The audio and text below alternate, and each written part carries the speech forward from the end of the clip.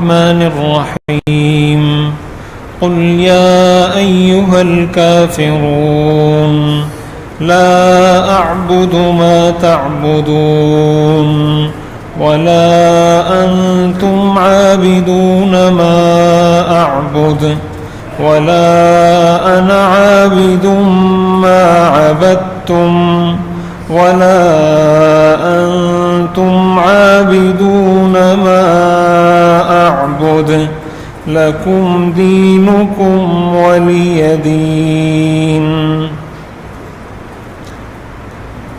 کہہ دیجئے اے کافروں، میں عبادت نہیں کرتا ان بتوں کی، ان معبودوں کی جن کی تم عبادت کرتے ہو، اور نہیں تم عبادت کرنے والے ہو اس اللہ کی جس کی میں عبادت کرتا ہوں۔ وَلَا أَنَا عَابِدٌ مَّا عَبَدتُّمْ، اور نہیں میں عبادت کرنے والا ہوں ان بتوں کی جن کی تم نے عبادت کی۔ وَلَا أَنتُمْ عَابِدُونَ مَا أَعْبُدُ، اور نہیں تم عبادت کرنے والے اس اللہ کی جس کی میں عبادت کرتا ہوں۔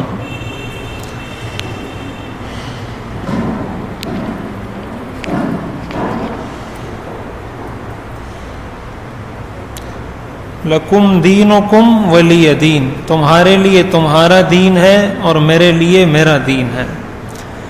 اس سورت کا ترجمہ اور اس کی تفسیر کل کے درس میں ہم نے عرض کر دی تھی کہ یہ سورت کس موقع پر نازل ہوئی اور اس میں کیا پیغام دیا گیا ہے، حضور علیہ الصلاۃ والسلام سے کیا فرمایا گیا کہ وہ جو کافر آپ کو پیشکش کر رہے تھے، وہ جو آپ کو یہ پیشکش کی جا رہی تھی کہ آپ ہمارے ساتھ صلح کر لو، ایک سال ہم آپ کے اللہ کی عبادت کریں گے، ایک سال آپ ہمارے بتوں کی عبادت کرنا، یا آپ ہمارے بتوں کو برا بھلا مت کہو، یا آپ ہمارے بتوں کا احترام کرنا شروع کر دو۔ تو ان ساری چیزوں کے جواب میں فرمایا گیا کہ یہ وہ چیز ہے جس پر کوئی کمپرومائز، کوئی صلح، کوئی مصالحت نہیں ہو سکتی، اور واضح الفاظ میں صورت میں بتا دیا گیا کہ آپ کہہ دیجئے کہ میں عبادت نہیں کر سکتا، میں عبادت نہیں کروں گا ان بتوں کی جن کی تم عبادت کرتے ہو، نہ میں نے کی ہے اور نہ میں کروں گا۔ آج کے درس میں ہم نے یہ سمجھنا ہے کہ ہمیں اس صورت سے کیا درس ملتا ہے، ہمیں اس سے کیا سبق ملتا ہے۔ تو اس درس کے، اس صورت کے اندر بہت ساری چیزیں ہیں سیکھنے کے لیے، ایک انسان کے لیے، ایک مسلمان کے لیے، اور مفسرین نے اس پر بہت کچھ لکھا ہے۔ سب سے پہلا اور سب سے اہم درس جو اس صورت سے ہمیں ملتا ہے وہ یہ ملتا ہے کہ اگر قرآن کریم کی اس آیت پر غور کیا جائے جس میں یہ فرمایا گیا وَلَا أَنْتُمْ عَابِدُونَ مَا أَعْبُدُ، کہ تم عبادت کرنے والے نہیں ہو اس اللہ کی جس کی میں عبادت کرتا ہوں۔ اب اس کے اندر قابل غور بات یہ ہے کہ مشرکین مکہ، جو مکہ کے کفار تھے یا مکہ کے مشرکین تھے، وہ ایسا نہیں ہے کہ وہ اللہ کو مانتے نہیں تھے، وہ اللہ کو مانتے تھے۔ قرآن کریم میں جا بجا اس چیز کا تذکرہ ہے وَلَئِن سَأَلْتَهُمْ مَنْ خَلَقَ السَّمَاوَاتِ وَالْأَرْضِ لَيَقُولُنَّ اللَّهُ، آپ اگر ان سے پوچھیں کہ آسمان اور زمین کو کس نے پیدا کیا تو جواب میں یہ کہیں گے کہ اللہ نے پیدا کیا۔ وَلَئِن سَأَلْتَهُمْ مَنْ خَلَقَ السَّمَاوَاتِ وَالْأَرْضِ لَيَقُولُنَّ خَلَقَهُنَّ الْعَزِيزُ الْعَلِيمُ، آپ اگر ان سے پوچھیں کہ کس نے پیدا کیا تو آپ کو جواب میں بتائیں گے کہ اس اللہ نے جو غالب ہے، سب کچھ جاننے والا ہے، اس نے یہ پیدا کیا ہے۔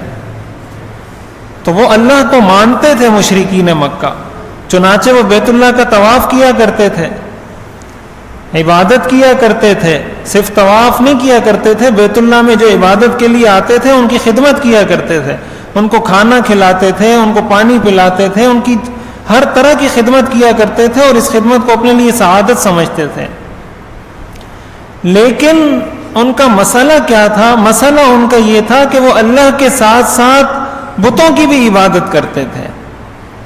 انہوں نے یہ تصور کر لیا تھا، ان کا نظریہ یہ تھا کہ اللہ تعالیٰ نے سب کچھ کو پیدا کیا، آسمان کو بنایا، زمین کو بنایا، ساری چیزیں پیدا کی، اور اس کے بعد اپنے اختیارات لوگوں میں تقسیم کر دیے کہ یہ بدھ ہمیں رزق دے گا، یہ بت ہمیں اولاد دے گا، یہ نفع دینے والا ہے، یہ نقصان سے بچانے والا ہے. انہوں نے وہ تقسیم کر دیے تھے کہ یہ سارے بت ہمیں اس طرح کا فائدہ دیتے ہیں اور یہ اختیار ان کو اللہ نے دیا ہے. اور قرآن کریم میں تو یہ بھی آتا ہے، انہوں نے یہ بھی کہا ما نعبدہم الا لیقربونا الی اللہ زلفا، کہ ہم تو ان بتوں کی عبادت اس لیے کرتے ہیں کہ یہ ہمیں اللہ کے قریب کر دیں، اس لیے کہ اللہ کے مقرب ہیں، اللہ کے قریب ہیں. ہم اگر ان کی عبادت کریں گے تو ان کی وجہ سے ہم بھی اللہ کے قریب ہو جائیں گے. یہ ان کا نظریہ تھا. تو حاصل کلام یہ ہے کہ مشرکین مکہ ایسا نہیں ہے کہ وہ اللہ کو مانتے نہیں تھے، وہ اللہ کے منکر تھے، وہ اللہ کو مانتے بھی تھے، اللہ کی عبادت بھی کرتے تھے، اقرار بھی کرتے تھے. جب کبھی قرآن کریم میں یہ بھی فرمایا گیا کہ جب کبھی سمندر میں ان کی کشتی پھنس جاتی ہے، جب کبھی سمندر میں طوفان آ جاتا ہے تو وہاں پر یہ سارے بت بھول جاتے تھے، سارے بت بھول جاتے تھے اور ایک اللہ ان کو یاد آتا تھا اور کہتے تھے لئن انجیتنا من هذه لنکونن من الشاکرین، کہ یا اللہ اس دفعہ اگر تو نے ہمیں اس طوفان سے بچا لیا تو ہم شکر ادا کرنے والے ہوں گے اور ہم اسلام قبول کر لیں گے. لیکن جب اللہ تعالیٰ نجات عطا فرماتا تھا دوبارہ کفر کرنے لگ جاتے تھے. تو وہ اللہ کو مانتے بھی تھے، اللہ کی عبادت بھی کرتے تھے، لیکن وہ اللہ کے ساتھ شریک ٹھہراتے تھے. شریک ٹھہرانے کا مطلب یہ ہے کہ انہوں نے اللہ کی بھی عبادت کی، ساتھ ساتھ بتوں کی بھی عبادت کی. یہ ان کا سب سے بڑا مسئلہ تھا جس کو قرآن کریم نے ان الفاظ میں بیان کیا وَلَا أَنْتُمْ عَابِدُونَ مَا أَعْبُدُ، کہ تم اس اللہ کی عبادت نہیں کرتے جس کی میں عبادت کرتا ہوں، اس لیے کہ میں جس اللہ کی عبادت کرتا ہوں اس کا کوئی شریک نہیں ہے. اس نے اپنے اختیارات کسی میں تقسیم نہیں کیے، وہ وحدہ لا شریک ہے. اور تم جس اللہ کی عبادت کرتے ہو تو تمہارے تصور اور نظریے کے مطابق تو اللہ کے بہت سارے شریک ہیں. تمہارے تصور کے مطابق تو اللہ تعالیٰ کا ایک کام ہے، دوسرے بت کا دوسرا کام ہے، تیسرے بت کا تیسرا کام ہے. تم نے تو اللہ کے ساتھ شریک ٹھہرا دیا. لہٰذا یہ چیز شریعت کی نظر میں قابل قبول کسی بھی طرح نہیں ہو سکتی. اس چیز کو شریعت کسی بھی طور کسی بھی طریقے سے برداشت نہیں کرتی کہ اللہ کے ساتھ کسی کو شریک ٹھہرایا جائے. اس کی وجہ یہ ہے کہ اللہ تعالیٰ نے اس ساری کائنات کو بنایا ہے اپنی عبادت کے لیے. آسمان زمین سب کچھ انسانوں کو پیدا اس لیے کیا کہ اللہ کی عبادت کریں. وما خلقت الجن والانس الا لیعبدون. اب اگر انسان اسی مقصد کو بھول جائے اور وہ اللہ کے بجائے کسی دوسرے کی عبادت کرنے لگ جائے تو ظاہر ہے یہ چیز کبھی بھی قابل قبول نہیں ہو سکتی. تو اس چیز کو یہ فرمایا گیا اور اس چیز کو شرک فرمایا گیا کہ یہ شرک ہے، اور اس چیز کی وجہ سے ان کو کہا گیا کہ تمہارے اور ہمارے راستے جدا جدا ہیں. اب اگر اس صورت پر غور کیا جائے اور پھر اس چیز پر غور کیا جائے کہ ہم اپنے معاشرے کو اگر دیکھیں، ہمارے معاشرے میں یہ چیز کتنی رائج ہو گئی ہے. ہمارے ہاں بہت سارے لوگوں نے مخلوق کو کسی نے مختار کل کہا، کسی نے مشکل کشا کہا، کسی نے حاجت روا کہا، کسی نے مختار مطلق کہا. اللہ کے علاوہ کسی کو مشکل کشا قرار دینا یہ اللہ کے ساتھ شریک ٹھہرانا ہے. اللہ کے سوا کسی کو حاجت روا قرار دینا یہ اللہ کے ساتھ شریک ٹھہرانا ہے. اس لیے کہ حاجت پوری کرنے والی ذات وہ اللہ کے سوا کسی کی نہیں ہو سکتی. چاہے کسی انسان کا مقام کتنا ہی بلند ہو جائے، کتنا ہی بڑا ولی اللہ ہو، کتنا ہی بڑا صحابی ہو، کتنا ہی بڑا پیغمبر رسول اور نبی ہو، اس کا مرتبہ اللہ کے برابر نہیں ہو سکتا. چنانچہ حضور علیہ السلام نے اپنی ایک مبارک حدیث کے اندر ارشاد فرمایا لا تطرونی کما اطرت النصارى عیسی ابن مریم، کہ میری تعریف میں اتنا مبالغہ مت کرنا جتنا مبالغہ عیسائیوں نے حضرت عیسیٰ علیہ السلام کی تعریف میں کیا کہ حضرت عیسیٰ کو اللہ کا بیٹا قرار دے دیا. آپ نے منع فرمایا امت کو کہ میری تعریف اتنی نہیں کرنا کہ مجھے تم اللہ کے برابر قرار دے دو یا میرے کو اللہ کا بیٹا بنا دو، میری ایسی تعریف کبھی مت کرنا. ہمارے ہاں دیکھا جائے تو کتنے عدم علم کی وجہ سے، جہالت کی وجہ سے آپ جائیں ذرا مزاروں پر، وہاں سجدے کیے جاتے ہیں، وہاں لوگ اپنی حاجتیں مانگتے ہیں۔ اگر کسی اللہ والے کی قبر ہے، کسی اللہ والے کا مزار ہے، تو وہاں پر اگر انسان جائے تو اس لیے جائے کہ ان کو سلام پیش کرے، ان کے لیے ایصال ثواب کرے، ان کے لیے رفع درجات کی دعا کرے۔ یہ مقصد ہونا چاہیے ان کے مزار پر یا ان کی قبر پر حاضری کا۔ لیکن اس کے بجائے اگر اس چیز کو مقصد بنا لیا جائے تو آپ یہ چیز دیکھیں، ہمارے ہاں رائج ہے، قبروں پر سجدے کیے جاتے ہیں۔ تو سجدہ کرنے کا مطلب کسی قبر کو کیا ہے؟ سجدہ کرنا نہ کسی ولی کو جائز ہے، نہ کسی صحابی کو جائز ہے، نہ کسی پیغمبر کو جائز ہے۔ کسی کو سجدہ کرنا جائز نہیں ہے سوائے اللہ کے۔ اور مشرکین مکہ کا اصل مسئلہ یہی تھا، میں نے جیسے عرض کیا، وہ اللہ کی عبادت کرتے تھے، وہ اللہ کو مانتے تھے، لیکن انہوں نے تقسیم کر لی تھی چیزیں کہ یہ کام فلاں بت کرے گا، یہ کام فلاں بت کرے گا، یہ کام فلاں بت کرے گا۔ آپ دیکھیں تو کوئی مزاروں پر جا کے لپٹ کر رو رہا ہے، کوئی سجدے کر رہا ہے، کوئی وہاں اپنی منتیں مانگ رہا ہے، کوئی دروازے پر سجدہ کر رہا ہے، کوئی قبر پر سجدے کر رہا ہے، کوئی وہاں سے کوئی تار اٹھا کر اپنے ہاتھ پر باندھ رہا ہے، کوئی وہاں جا کر کوئی تعویذ درختوں کے ساتھ باندھ رہا ہے، کوئی وہاں سے تیل اٹھا کر اپنے جسم پر مل رہا ہے۔ طرح طرح کی خرافات، طرح طرح کی چیزیں ہم نے ایجاد کر لی ہیں اس دین میں۔ اس کا مطلب کیا ہوا؟ اس کا مطلب یہی ہوا کہ ہم نے اللہ کے ساتھ شریک ٹھہرا دیا۔ ہمارے استاد محترم حضرت مفتی محمد تقی عثمانی صاحب دامت برکاتہم، وہ فرمانے لگے کہ میں ایک مرتبہ گیا لاہور میں جو حضرت علی حجویری رحمۃ اللہ علیہ کا مزار ہے، بہت بڑے بزرگ ہیں، وہ بہت بڑے اللہ والے ہیں، بہت بڑے ولی اللہ ہیں۔ تو وہ کہتے ہیں میں نے خود دیکھا اپنی آنکھوں سے، تو وہاں سجدے کر رہے ہیں لوگ۔ تو میں نے ان سے کہا کہ سجدہ تو اللہ کو کیا جاتا ہے۔ تو انہوں نے آگے سے جواب میں کیا کہا کہ مولوی صاحب ہمیں تو جو کچھ ملا ہے یہیں سے ملا ہے، ہمیں تو جو کچھ ملا ہے یہیں سے ملا ہے۔ اب اس چیز کو کیا کہا جائے؟ اس چیز کا اگر تقابل کیا جائے، کمپیریزن کیا جائے اس چیز کا اور مشرکین مکہ کے حالات کا، تو میں نے جیسے عرض کیا کہ وہ اللہ کا انکار نہیں کرتے تھے، اللہ کو مانتے تھے، وہ اللہ کا اقرار کرتے تھے، اللہ کو خالق مالک رازق مانتے تھے۔ لیکن قرآن نے کہا لا انتم عابدون ما اعبد، کہ تم اس اللہ کی عبادت نہیں کرتے جس کی میں عبادت کرتا ہوں، لکم دینکم ولی دین، تمہیں تمہارا دین مبارک ہو، مجھے میرا دین مبارک ہو۔ تو یہ اس حدیث کا سب سے پہلا درس ہے۔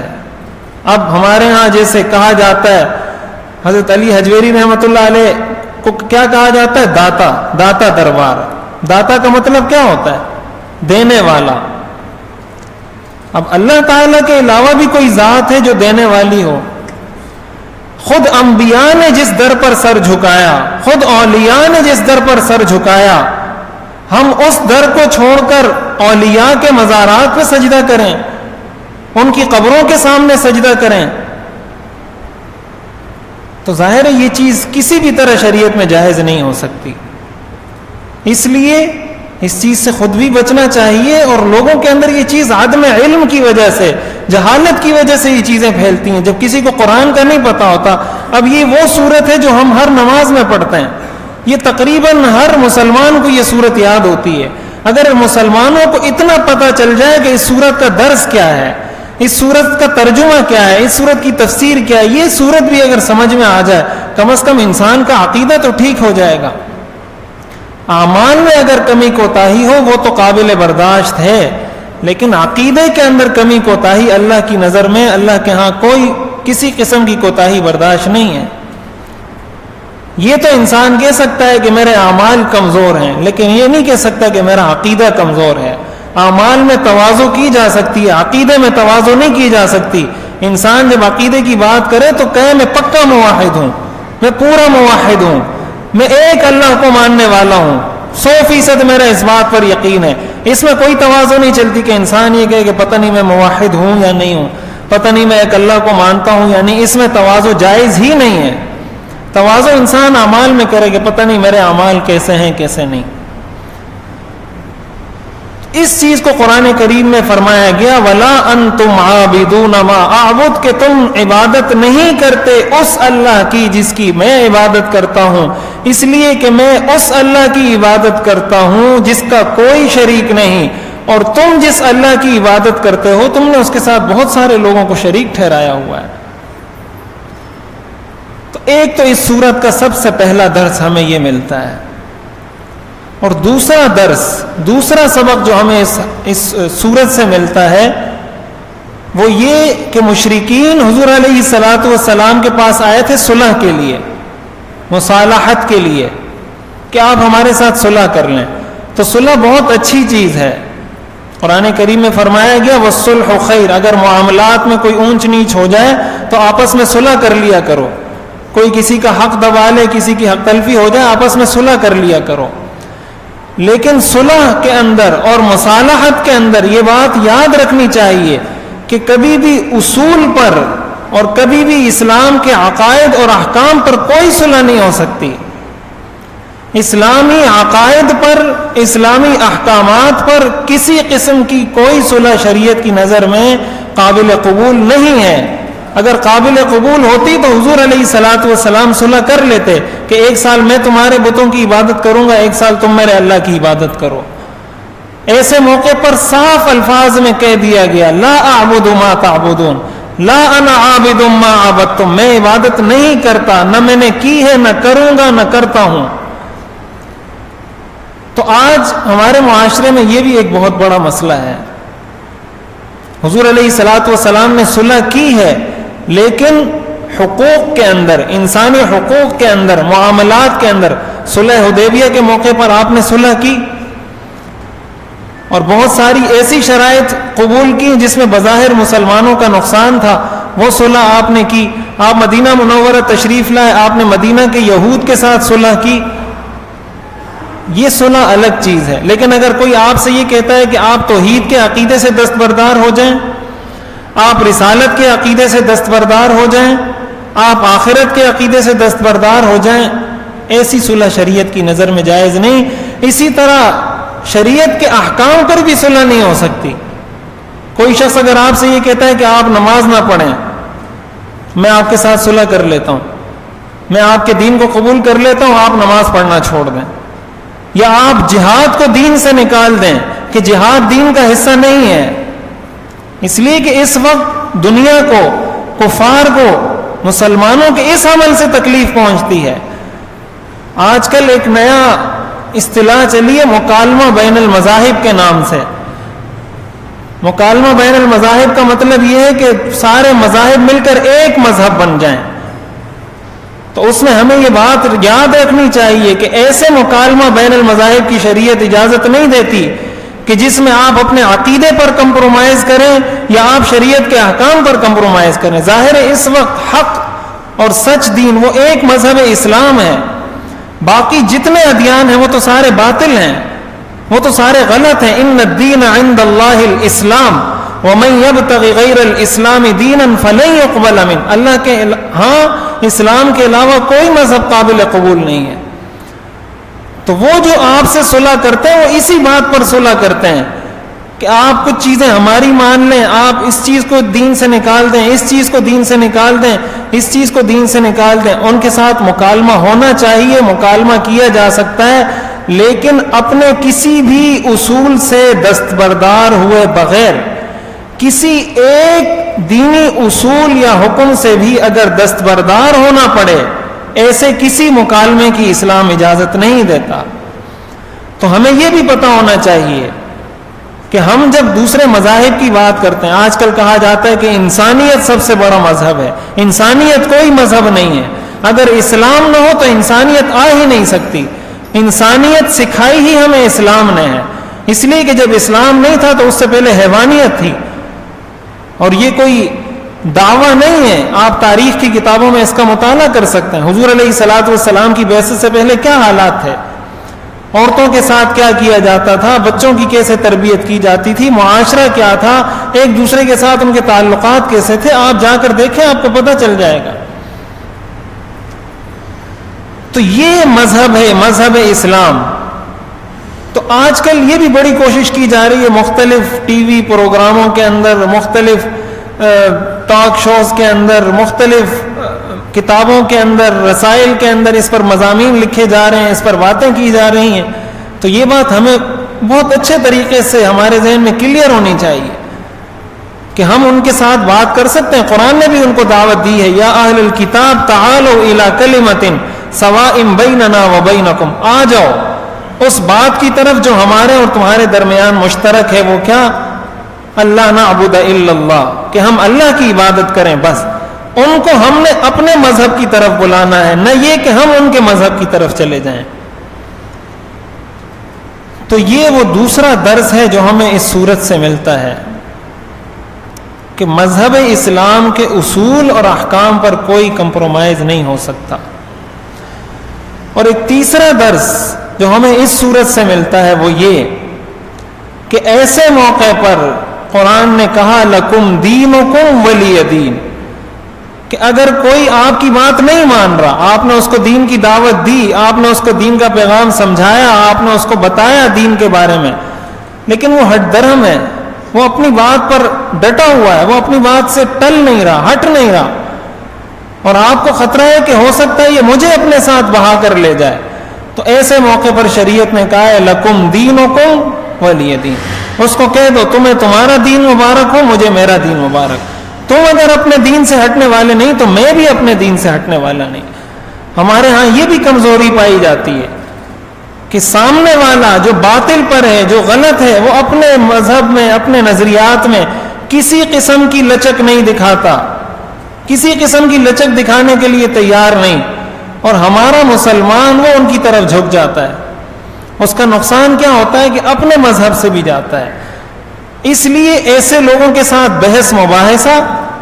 کچھ دنوں پہلے مجھ سے ایک صاحب کہنے لگے، ہمارے ایک دوست تھے، کہ واٹس ایپ پر کچھ گروپس بنے ہوئے ہیں، اس میں ہندو بھی ہیں اور فلاں بھی ہیں اور فلاں بھی ہیں، اور میں بھی اس گروپ میں ہوں. وہ کبھی اسلام کے خلاف بات کرتے ہیں، کبھی اللہ کے خلاف بات کرتے ہیں، تو میں کیا کروں؟ تو میں نے کہا آپ اس گروپ میں موجود کیوں ہیں؟ آپ کو کس نے مجبور کیا ہے کہ آپ اس گروپ میں رہیں؟ نکل جائیں اس گروپ سے. فرض ہے کوئی اس گروپ میں رہنا. جب آپ کو اتنی بنیادی معلومات نہیں ہے شریعت کے بارے میں کہ آپ اس کو جواب دے سکیں، اور آپ کو خطرہ محسوس ہو رہا ہے کہ میرا یہ عقیدہ خراب ہو جائے گا، تو ایسے موقع پر قرآن کا یہی درس ہے لکم دینکم. یہ اپنا گروپ اپنے پاس رکھو، اپنی باتیں اپنے پاس رکھو، میں تم سے علیحدہ ہو رہا ہوں. ایسے لوگوں کے ساتھ بحث مباحثہ کرنا، ایسے لوگوں کے ساتھ لڑنا، مکالمہ کرنا، یہ اپنے آپ کو نقصان پہنچانا ہے. تو جب انسان کو یہ اندازہ ہو جائے کہ اس کے بات کرنے کا کوئی فائدہ نہیں ہے، یا اس سننے والے نے میری بات نہیں ماننی، تو اس کو یہی کہنا چاہیے لکم دینکم ولی دین. قرآن نے کہا وَإِذَا خَاطَبَهُمُ الْجَاهِلُونَ قَالُوا سَلَامًا. جب جاہل لوگ ان سے بحث مباحثہ کرتے ہیں، وہ آگے سے جواب میں کہتے ہیں سلام، السلام علیکم. بس جاہل آدمی کا یہی جواب ہے. لنا اعمالنا ولکم اعمالکم انتم بریئون مما اعمل وانا بریء مما تعملون لا يسأل عما يفعل وهم يسألون. تم مجھ سے بری ہو، میں تم سے بری ہوں. اور ایک اور بات یہاں پر یہ بھی سمجھنی چاہیے کہ جب دین کا پیغام کسی کو پہنچا دیا جائے، آپ کی ذمہ داری تھی کہ آپ اس کو دین کا پیغام پہنچائیں، آپ اس کو دین کی بات بتائیں. آپ نے دعوت پہنچا دی، پیغام پہنچا دیا، لیکن وہ نہیں مانتا، تو اب آپ پر کوئی ذمہ داری نہیں ہے. قرآن کریم میں آتا ہے وَلَا تَزِرُ وَازِرَةٌ وِزْرَ أُخْرَى فَذَكِّرْ إِنَّمَا أَنْتَ مُذَكِّرْ لَسْتَ عَلَيْهِمْ بِمُسَيْطِرٍ.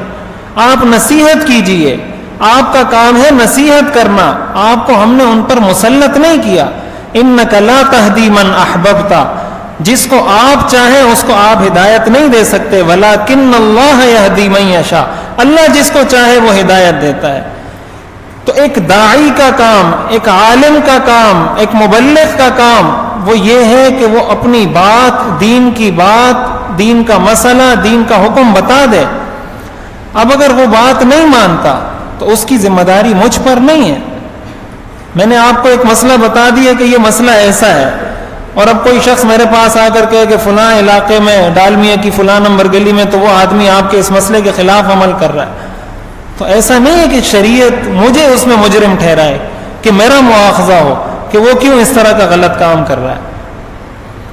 تو ایک آدمی کا کام جو دین کی خدمت کر رہا ہو، قرآن کریم میں حضور علیہ الصلوۃ والسلام سے فرمایا گیا سورہ قاف کی جو آخری آیات ہیں، فذکر بالقرآن من یخاف وعید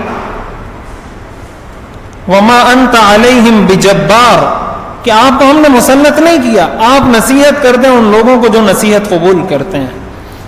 تو اس لیے ایسے لوگوں پر بہت زیادہ یہ پریشان ہونا کہ ان کی وجہ سے کہیں میرا مواخذہ نہ ہو جائے، ایسا نہیں ہے. ان کی وجہ سے میرا مواخذہ نہیں ہوگا.